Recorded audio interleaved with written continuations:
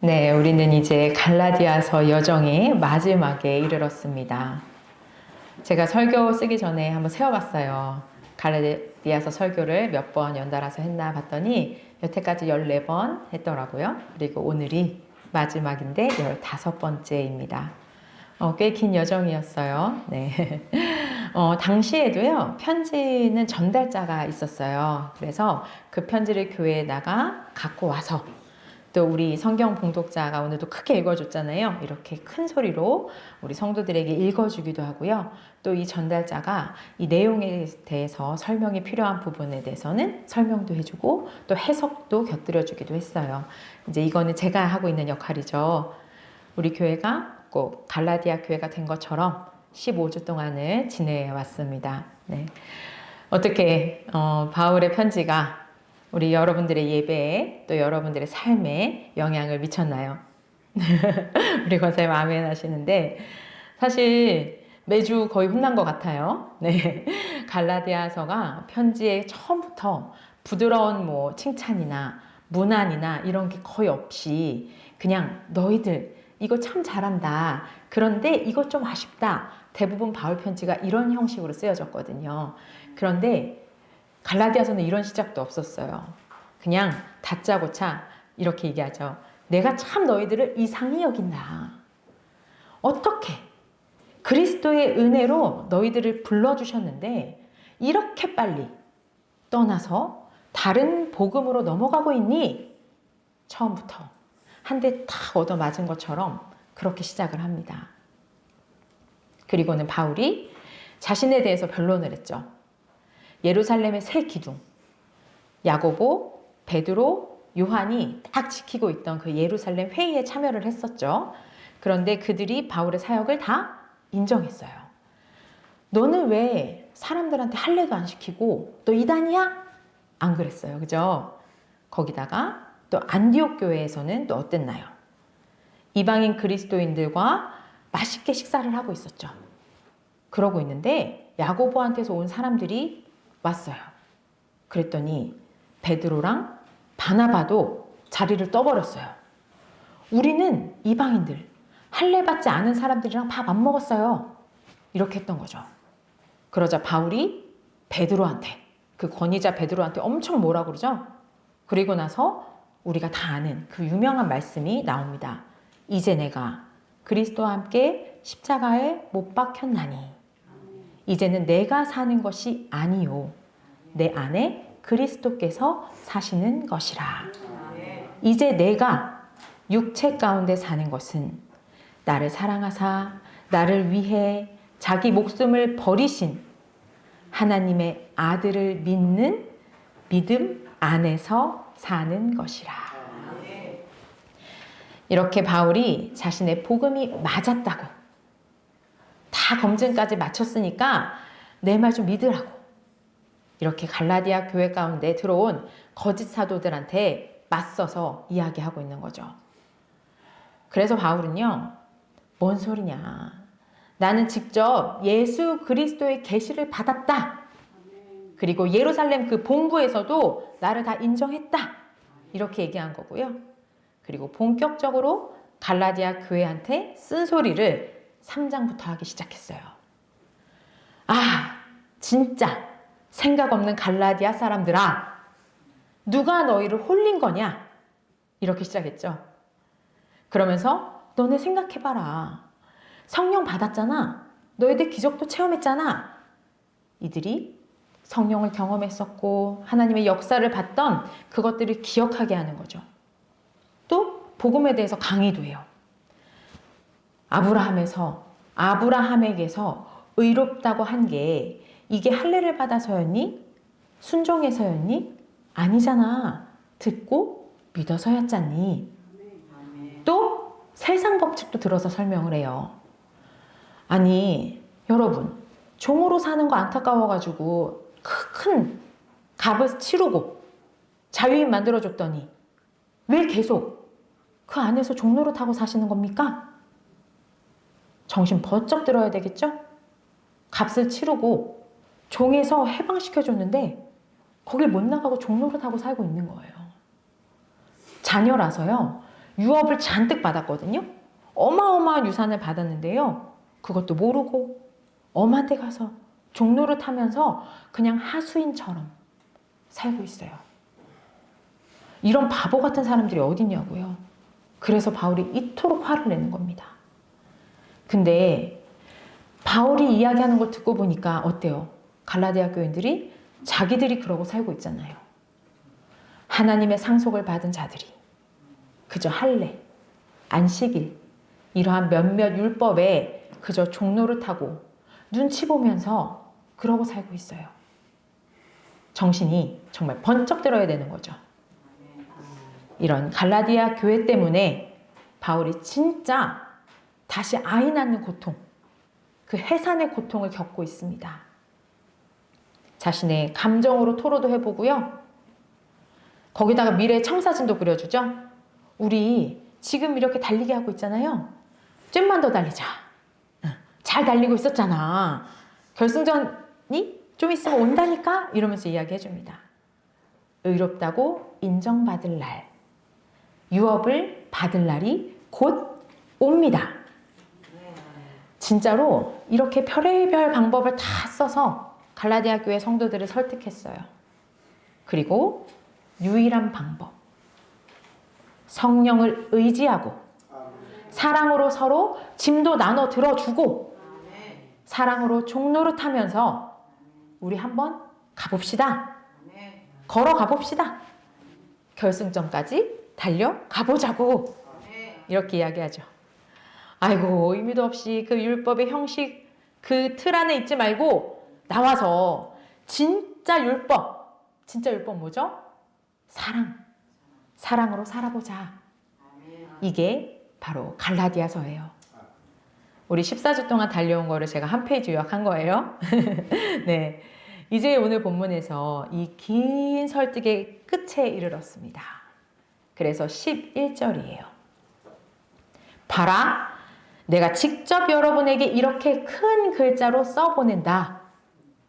자, 이게 무슨 말이냐면요. 당시에는 편지를 쓸 때 바울이 처음부터 끝까지를 다 쓰는 게 아니에요. 대필자가 있거든요. 그래서 바울도 그렇게 대필자를 세웠어요. 이제 잘 살고 뭐 높은 고위직에 있는 사람들은 전문 대필자를 쓰겠죠. 그런데 바울 같은 경우는 교회에 자신의 말을 잘 알아들을 수 있는 사람, 이런 사람들을 대필자로 세워서 그 성도들에게 쓰게 했던 거예요. 그렇게 해서 기록자가 내용을 부르면 이거를 받아 적는 거거든요. 그런데 이렇게 편지의 마지막 부분에 오면요, 이거 나 바울이 쓴 거 맞아, 이렇게 기록을 해야 되잖아요. 그래서 대필가한테서 바울이 펜을 넘겨받습니다. 그래서 본인이 이제 내가 쓴 거 맞아, 이렇게 쓰는 거예요. 요즘도 우리 컴퓨터로 보통 서류들을 뽑죠. 그리고 나면 어떻게 하죠?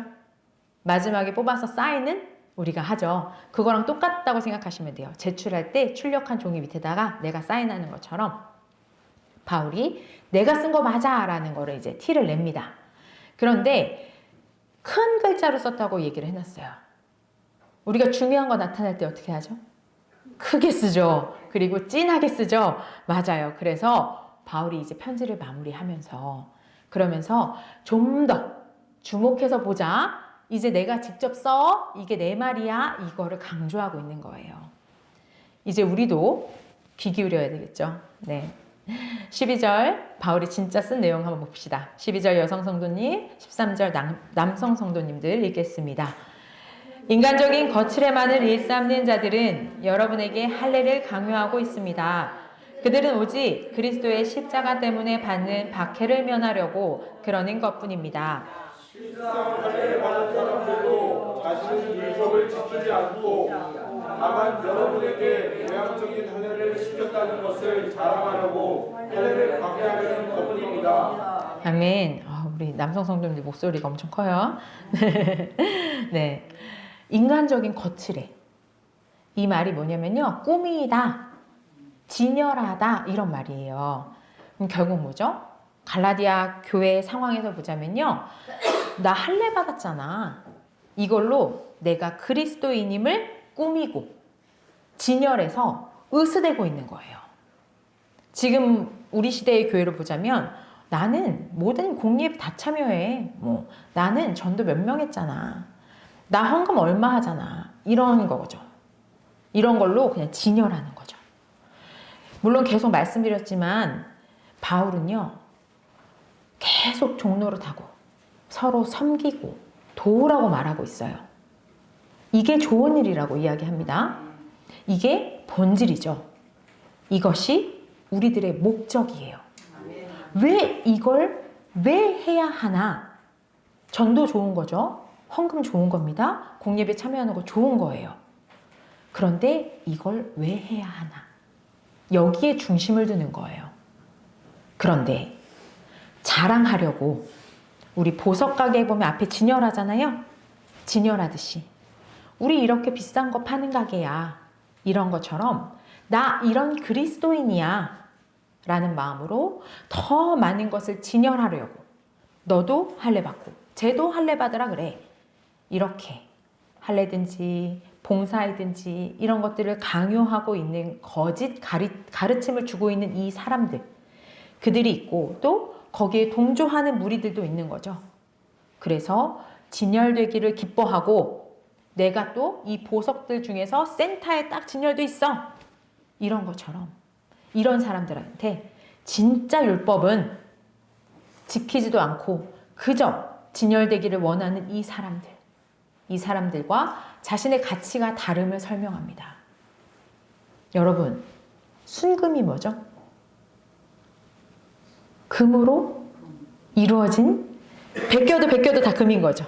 진짜 금인 거예요.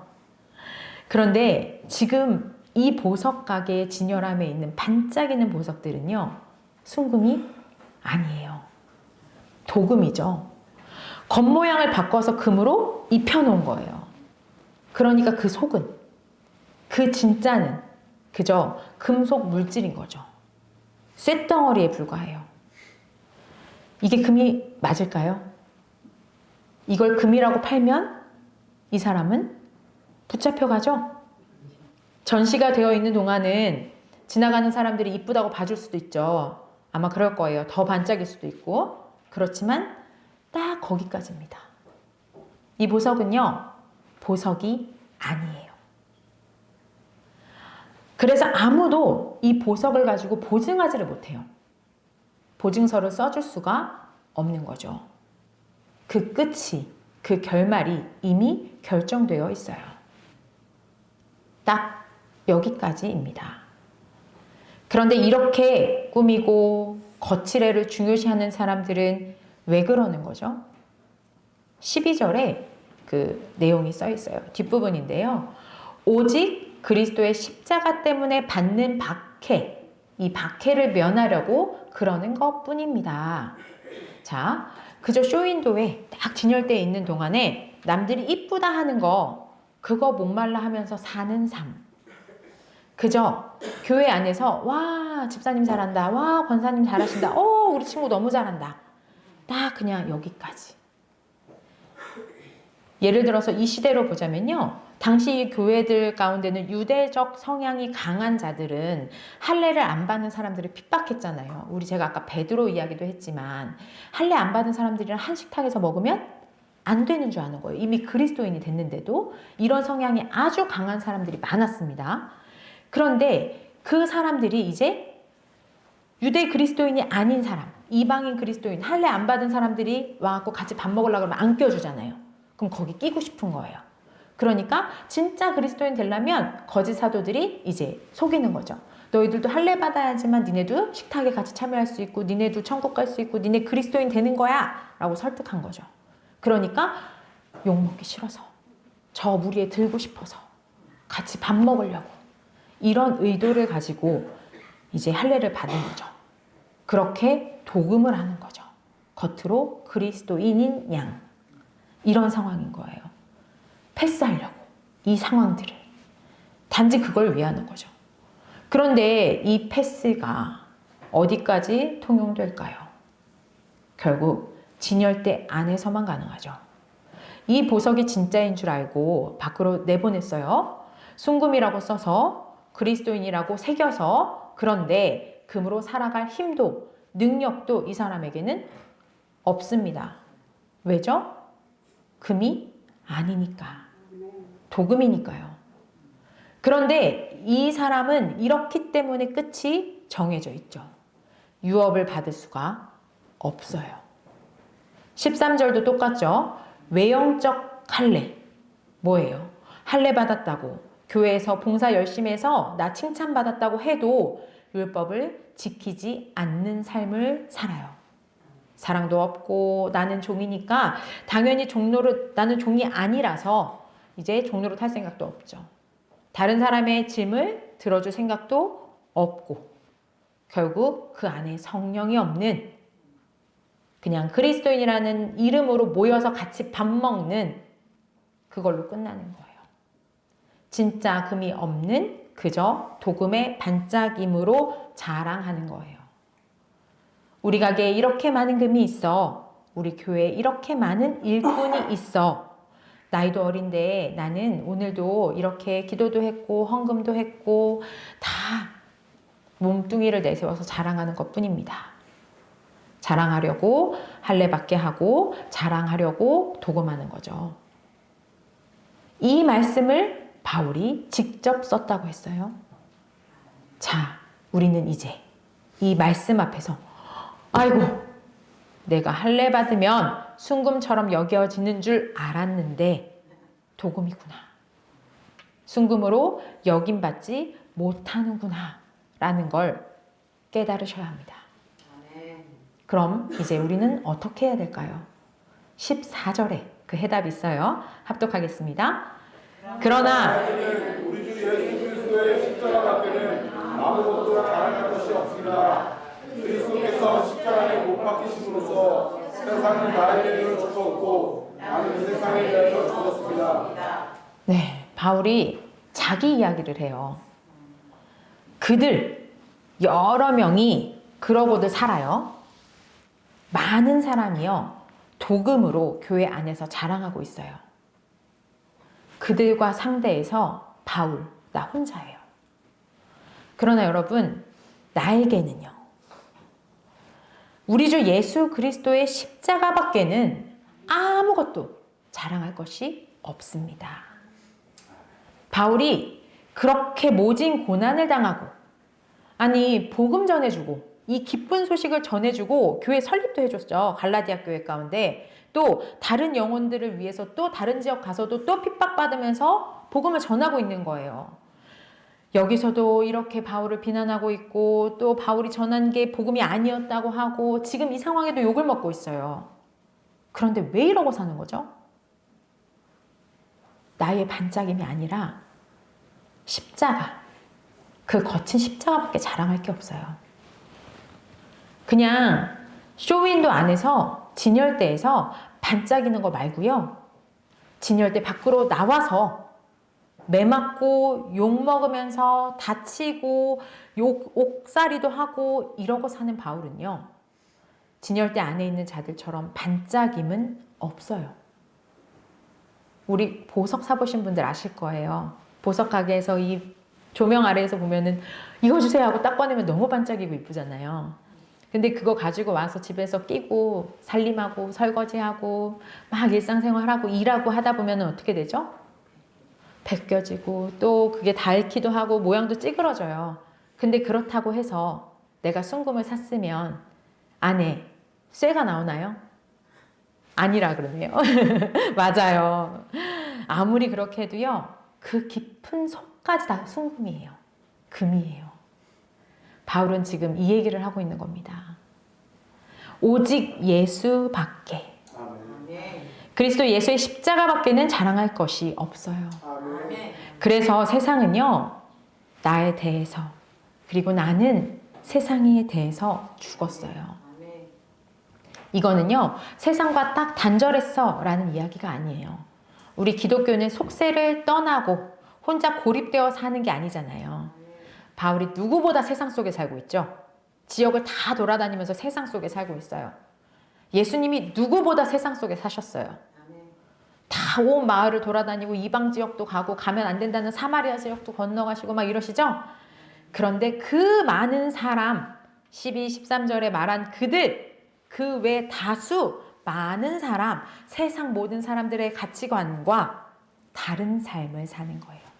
나 바울은 말하노니 나만 모든 사람의 가치관과 다른 삶을 살기 때문에 바울이 죽었다고 표현하는 거예요. 그들의 가치관, 세상의 기준에서 죽은 거죠. 다른 기준. 십자가를 기준 삼고 이제 세상 안에서, 세상 속에서 사는 거예요. 쇼윈도 밖으로 나와서요. 교회 안에서는 물론이고 교회 밖에서도. 우리가 제일 안 되는 데가 어디예요? 가정이죠. 직장이죠. 가장 많은 시간을 함께 보내는 자들과 있을 때 제일 안 돼요. 근데 거기서도 순금으로 사는 거예요. 바울은 혹시 도금이 벗겨질까 봐 두려워하지 않고 살 수 있어요. 그래서 15절입니다. 할례를 받고 안 받는 것이 문제가 아니라 새로운 사람이 되는 것이 중요합니다. 이 문장의 시작은 번역이 되어 있지 않지만 그러므로예요. 할례 받고 안 받고는 문제가 아니에요. 금에다가 뭐하러 도금을 하겠습니까? 할 필요가 없죠. 아니 금인데 이걸 놓고 도금하고 있으면 그런 사람 있을까요? 네. 이런 논의를 하고 있는 거예요. 지금 갈라디아 교인들이 할례를 받는다고 하는 게 금에다가 도금하게 해야 돼 말아야 돼. 알았어 할게. 이러고 있는 거예요. 그러니까 얼마나 답답해요. 그러니 바울이 지금 너는 이게 문제가 아니야 라고 말하고 있는 거죠. 그럼 중요한 게 뭔가요? 15절 보세요. 새로운 사람이 되는 것이 중요합니다. 새로운 피조물, 새 창조가 중요해요. 이 말이랑 동일한 말이 5장에서도 나오거든요. 5장 5절, 6절 제가 읽어드릴게요. 그리스도 예수 안에서는 할례 받은 것이나 할례 받지 않은 것이나 별 의미가 없어요. 도리어 의미 있는 것은 사랑을 통해 일하는, 사랑으로 역사하는 믿음입니다. 우리들은 성령을 힘입어 믿음에 기초해서 소망하는 것, 의롭다고 인정받는 것을 간절히 기다리고 있습니다. 결국 중요한 건 할례 아니고요. 새 사람, 새로운 피조물이 되는 것, 이거는 성령을 힘입어서 믿음의 기초에서 사랑을 통해서 일하면서 의롭다고 인정받을 그날을 소망하면서 오늘 하루를 살아가는 거예요. 새 사람으로. 완전히 새 사람이 될 그날을 꿈꾸면서 말이죠. 도금해놓고 남들한테 이쁘다 소리 듣는 거나 바라면서 그렇게 사는 거 말고요. 그렇게 살면 나도 불안하잖아요. 언제 벗겨질지. 누가 만지려고 하면 어때요? 벗겨질까 봐 두렵잖아요. 그러니 세상과 단절된 삶을 살게 되는 거죠. 그거 말고 순금의 존재로 세상에 침투해서 사는 겁니다. 벗겨져도 나는 금이니까요. 그리고 주님께서 너 순금이야 선언해 주시는 그날이 옵니다. 그날까지 우리는 순종하면서 소망 갖고 사는 거예요. 아멘이신 분들 16절 읽겠습니다. 이 법칙을 따라서 사는 사람들에게 그리고 하나님의 백성 이스라엘에게 평화와 자비가 있기를 바랍니다. 아멘. 여러분, 우리 평화와 자비를 빌어주면서 원래 바울은 이렇게 조건을 걸지 않아요. 근데 오늘은 조건을 내놓았어요. 이 법칙을 따라서 사는 사람들에게. 이 법칙이 뭐죠? 바울이 지금까지 열변을 토했던 것. 예수 그리스도의 십자가. 그 깊은 사랑에서 나오는 섬김. 성령으로 열매 맺으면서 서로 종노릇하면서 사는 것. 이거예요. 이러한 법칙을 따라서 사는 사람에게 이 법칙 따라서 걸어가는 사람, 걸어가고 있는 여러분에게 평화와 자비가 있기를 빕니다. 마지막 인간 바울의 호소입니다. 앞으로는 아무도 나를 괴롭히지 마십시오.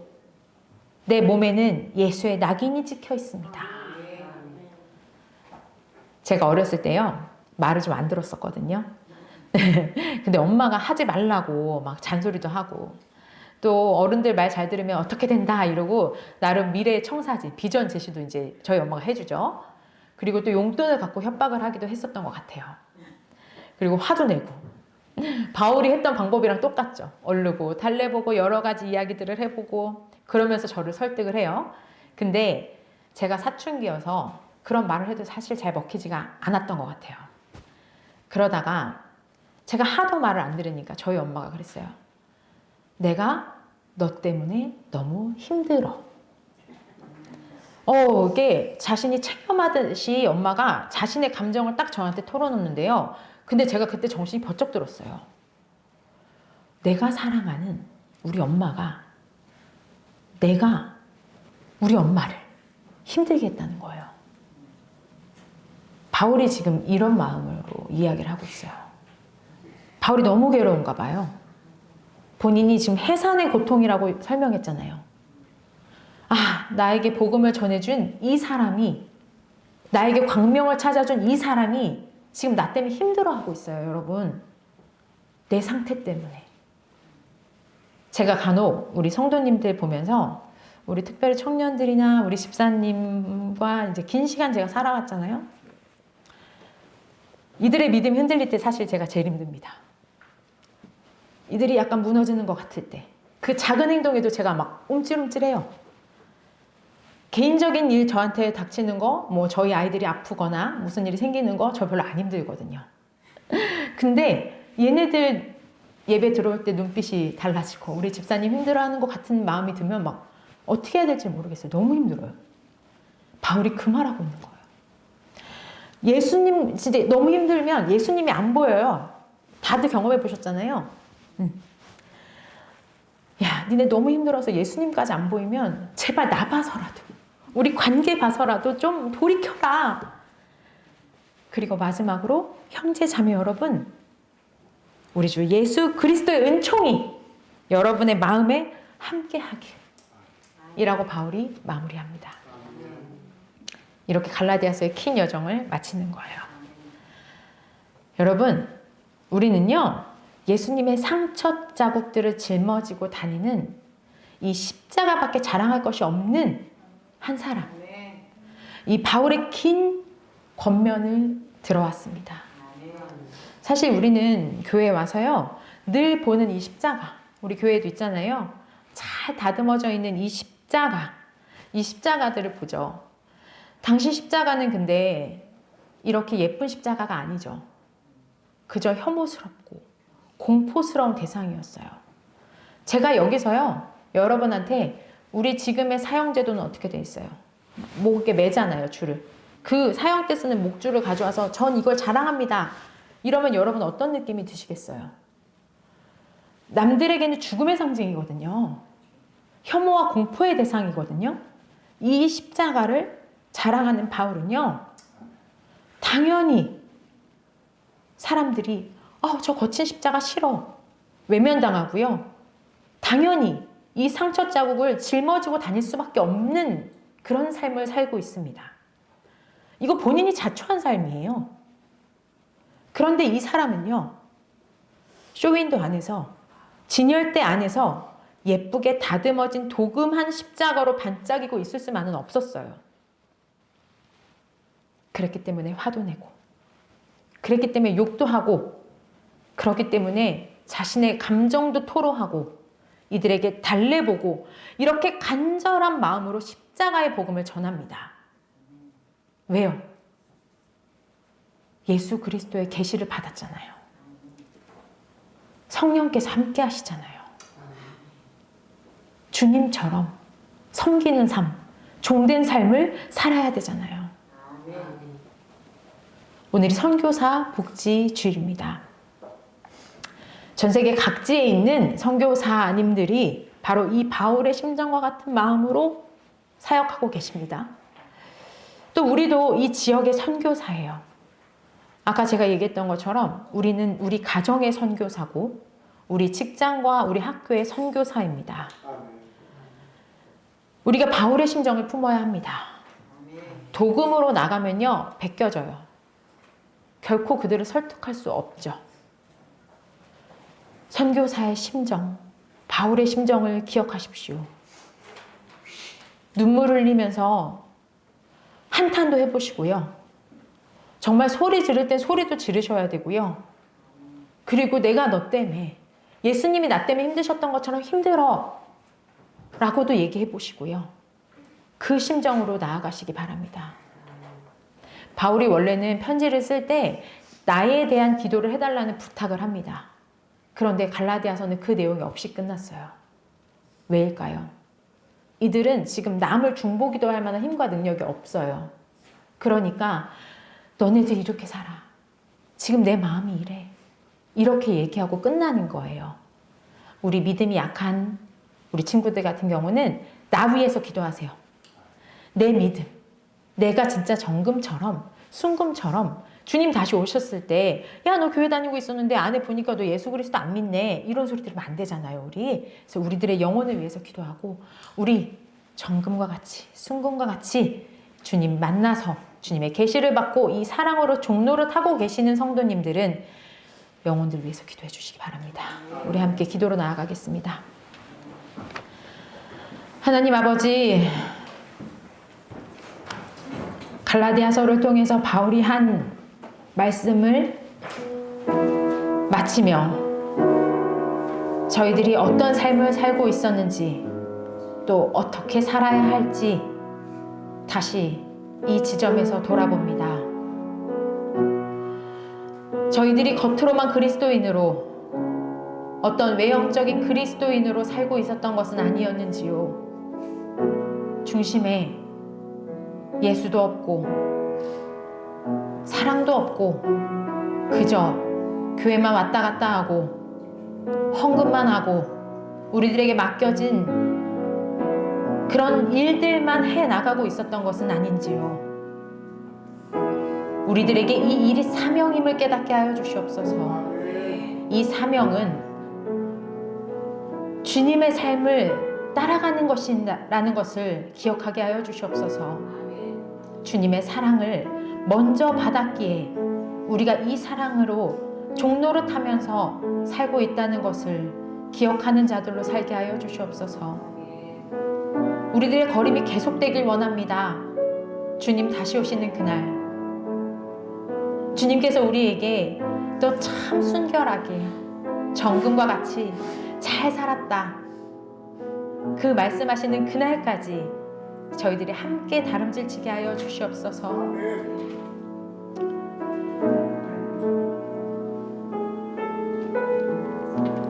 하나님 아버지, 인간 바울이 마지막 펜을 들고 갈라디아 교회 가운데 호소하는 음성을 들었습니다.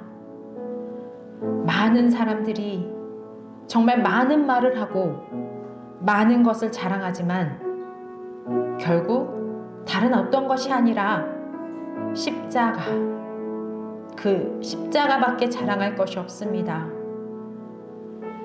교회 안에서조차 할례를 받았냐 안 받았냐 더 나은 사람을 가르고 고르는 이 상황에 바울은 상상하기도 두렵고 끔찍하고 혐오스러운 거친 십자가를 자랑합니다. 오직 십자가만이 그들이 그토록 자랑코자 했던 율법의 진짜 핵심인 주님의 사랑이기 때문입니다. 우리 모두가 또 이 땅의 모든 선교사님들이 바울의 마음을 갖고 살아가길 원합니다. 자신들의 몸의 안위보다 예수를 알지 못하는 그들의 영혼을 귀히 여기고 수고하는 저들에게 주님 영육간 강건케 하시고 그들의 공동체 가운데 은혜와 평강을 주시옵소서. 예수 그리스도의 이름으로 기도드립니다. 아멘.